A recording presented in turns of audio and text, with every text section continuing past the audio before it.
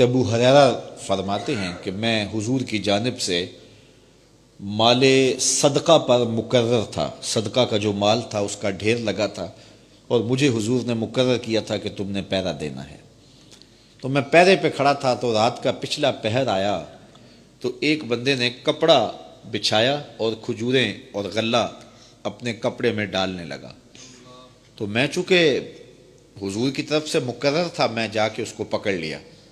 اس نے کہا میرے چھوٹے چھوٹے بال بچے ہیں، کثیر العیال ہوں، تو مجھے چھوڑ دے، میں مجبوری کی وجہ سے چوری کر رہا ہوں، ورنہ میں کوئی پیشہ ور چور تو ہے نہیں۔ حضرت ابو ہریرہ فرماتے ہیں مجھے ترس آیا تو میں نے اس کو چھوڑ دیا۔ خیر رات گزری، صبح فجر کی نماز ہوئی، میں حضور کی خدمت میں حاضر ہوا تو حضور کو سلام کیا۔ حضور نے مجھے کہا ما فعل اسیرک البارحہ، ابو ہریرہ رات والے چور کا کیا ہوا؟ تو میں نے عرض کی حضور، اس نے کہا چھوٹے چھوٹے بچے ہیں، کثیر العیال ہوں، میں کوئی پیشہ ور چور نہیں ہوں، میں تو بڑا خاندانی آدمی ہوں، مجھے مجبوری نے مار دیا ہے اور میں اس لیے چوری کرنے لگا ہوں، تو مجھے ترس آیا تو میں نے چھوڑ دیا۔ میں نے کہا شریف آدمی بھی کبھی مجبور ہو جاتا ہے۔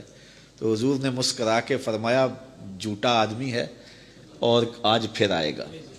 کہتے اگلے دن میں ویسے بھی طاق میں رہا تو وہ پھر آیا اور اس نے چادر بچھائی اور غلہ ڈالنا شروع کر دیا۔ میں نے پھر پکڑ لیا، اس نے پھر ترلا منت اتنے زور سے کیا کہ میں نے پھر اس کو چھوڑ دیا۔ صبح گیا حضور کی خدمت میں تو آقا کریم نے فرمایا کہ وہ رات والے چور کا کیا بنا؟ میں نے کہا حضور اس نے پھر اتنی منت کی۔ فرمایا جھوٹا آدمی ہے اور وہ آج پھر آئے گا۔ تو کہتے ہیں کہ اگلے دن وہ پھر آیا تو میں نے پھر بازو سے پکڑا، تو میں نے کہا آج تو نہیں چھوڑوں گا، آج تو ترلے کرے، منتیں کرے، پاؤں کو ہاتھ لگائے، آج نہیں چھوڑوں گا۔ اس نے کہا ابو ہریرہ میں ایک بات تجھے بتاتا ہوں، اگر تیری سمجھ میں آ جائے تو مجھے چھوڑ دینا۔ میں نے کہا بتاؤ۔ اس نے کہا کہ جو بندہ عشاء کی نماز کے بعد بستر پہ لیٹے اور لیٹنے کے بعد آیت الکرسی پڑھ لے، ساری رات اس کے پاس شیطان نہیں آئے گا۔ حضرت ابو ہریرہ فرماتے ہیں اس کا بتایا ہوا وظیفہ مجھے بڑا اچھا لگا، میں نے چھوڑ دیا۔ حضور نے صبح ملاقات پہ فرمایا کہ رات والے چور کا کیا ہوا؟ میں نے کہا حضور اس نے یہ وظیفہ بتایا اور مجھے پسند آ گیا، میں نے اس کے عوض چھوڑ دیا۔ فرمایا بندہ تو جھوٹا ہی ہے لیکن بات سچی بتا گیا۔ اور پھر فرمایا ابو ہریرہ جانتے ہو وہ 3 دن تمہارے پاس آنے والا کون تھا؟ کہا اللہ و رسولہ عالم۔ فرمایا وہ خود شیطان ہی تو تھا جو 3 دن آتا رہا۔ تو آیت الکرسی اتنی برکتوں کی حامل جو ہے وہ آیت ہے، اس کو آیت الکرسی اس لیے کہتے ہیں، اس میں اللہ تعالیٰ کی کرسی کا ذکر ہے، تو اس لیے کہا گیا کرسی والی آیت۔ یہ آیت الکرسی ہے، یہ بچے کو یاد ہونی چاہیے، اور بچے ڈر جاتے ہوں تو اس آیت کو پانی پہ پڑھ کے دم کرے انہیں پلائیں، اللہ شفا دے گا۔ سونے سے قبل پڑھیں تو صبح تک شیطان خود بتا گیا ہے کہ شیطان نہیں آئے گا۔ اور حضرت ابو ہریرہ سے یہ روایت مروی ہے لا اکراہ فی الدین، کوئی زبردستی نہیں ہے دین میں، کسی کو زبردستی اسلام میں داخل نہیں کیا جائے گا، یہ دلوں کے سودے ہیں۔ یہاں ایک غلط فہمی ہے جس کا ازالہ چاہتا ہوں۔